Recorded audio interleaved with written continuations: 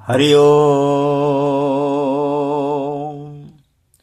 वसुदेवं सुतं देवं कंसचाणूरमर्दनं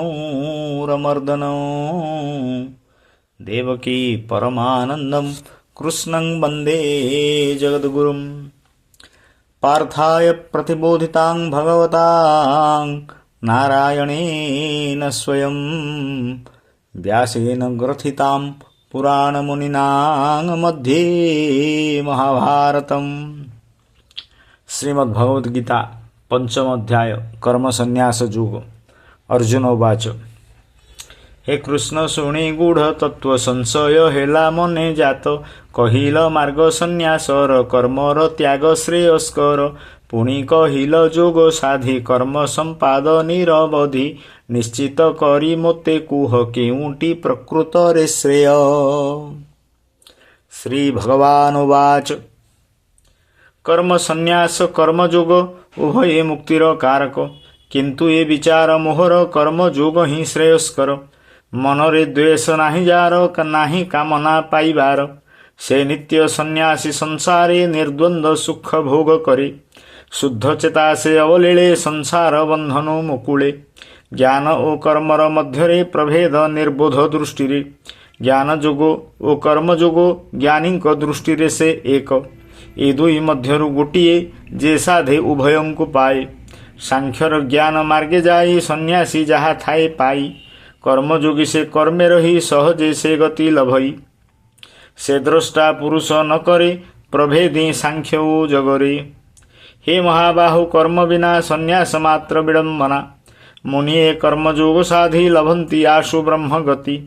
जे जन कर्मयोगे रत जे शुद्ध चेता देह मुक्त जितेन्द्रिय जे समदर्शी सर्वभूतरे जिसे प्रकाशी करई कर्म अनुष्ठान लिप्त न हुए कदाचन।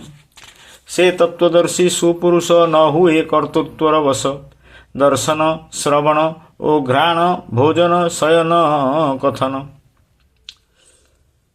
दर्शन श्रवण ओ घ्राण भोजन गमन कथन त्याग ग्रहण ओ उन्मेष निमेष निश्वास प्रश्वास समस्त करे इंद्रिय ही कर्मर कर्ता अन्य नाही। तत्वदर्शी से यह जानी नहे कर्तृत्व अभिमानी।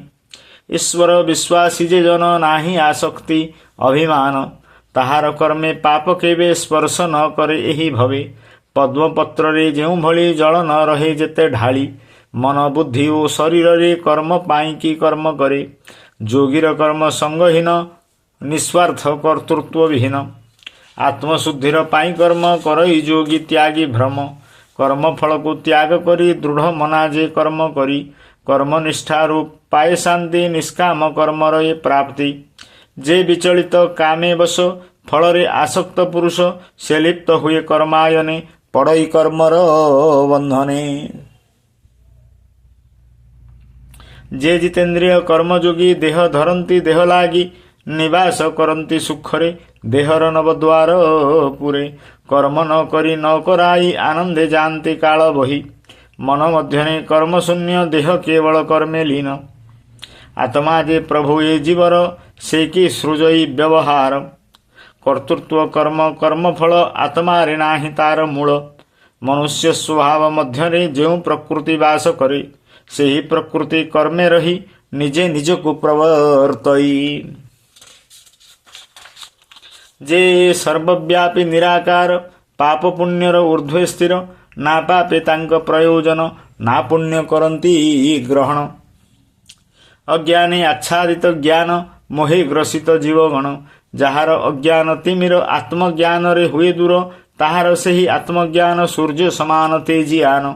से तेज बले प्रतिभात हुए परम तत्व ज्ञात। से ही परम तत्व ठारे जे बुद्धि निवेशित करे जे आत्मा स्थित परम रे निष्ठा जहार परम रे से गति परम जहार कल्मष जार ज्ञानी दूर न जन्मे भवे पुनर्बार मोक्ष ही प्राप्त हुए तार। ज्ञानी जा देखे संसार रे भेद तो न थाए तहिरे विनयी विद्वान ब्राह्मण गाभी हस्तिनी अवास्वान हेउ चंडाल मांस भक्षी कहा को न देखे उपेक्षी। सभी को सम भावे देखे ये व्यवहार तार लोके ब्रह्म सकल घटे रही समत्व भावे विराजई नाही ब्रह्मरे दोष काहि निर्दोष निखुण एकई तेणु जे समदर्शी जन पाए ब्रह्मरे निज स्थान से समदर्शी यह काले संसार मुक्त अवलीले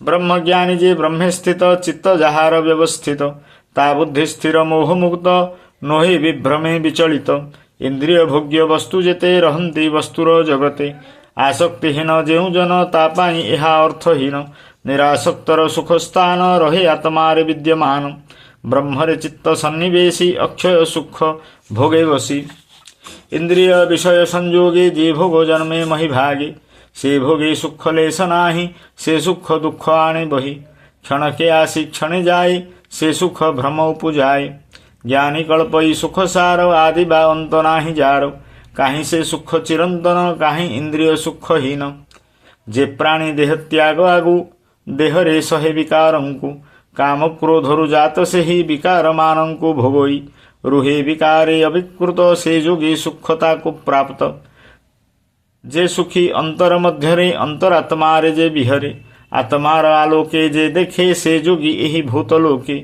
आत्मा सुखरु ब्रह्म भाव आहरे जोगी निर्विकल्प ब्रह्म भाव से मुख्य गति जोगी ताहाको पांति जहार नाही पापलेश द्विधा संदेह अविश्वास जेहु आत्मारे व्यवस्थित सर्वभूत रहिते रत से ऋषिकल्प पुरुषर मुख्य निश्चित पार्थ वीर जे जति जार मनस्थिर काम क्रोधर मुक्त नर से जाने आत्मार व्यवहार मुख्य ताहार सहचर विषय बोध त्यागी तपी दुई भ्रू मध्ये नेत्र स्थापी निश्वास प्रश्वास आहरी प्राण अपान एक करी इंद्रिय मन बुद्धि साधि कामना क्रोध भय रुधि मुख्य रे हुवंती जे वृत्ति जोगो रे रखी लय स्थिति से तपि सर्वकाले मुक्त किबा जीवित किबा मृत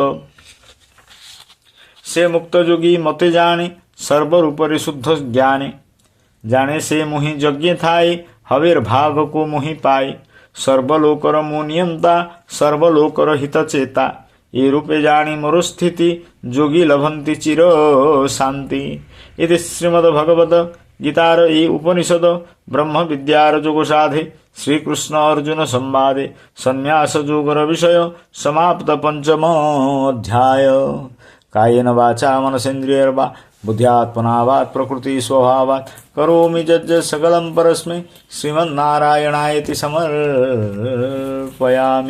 हरिः ओम्।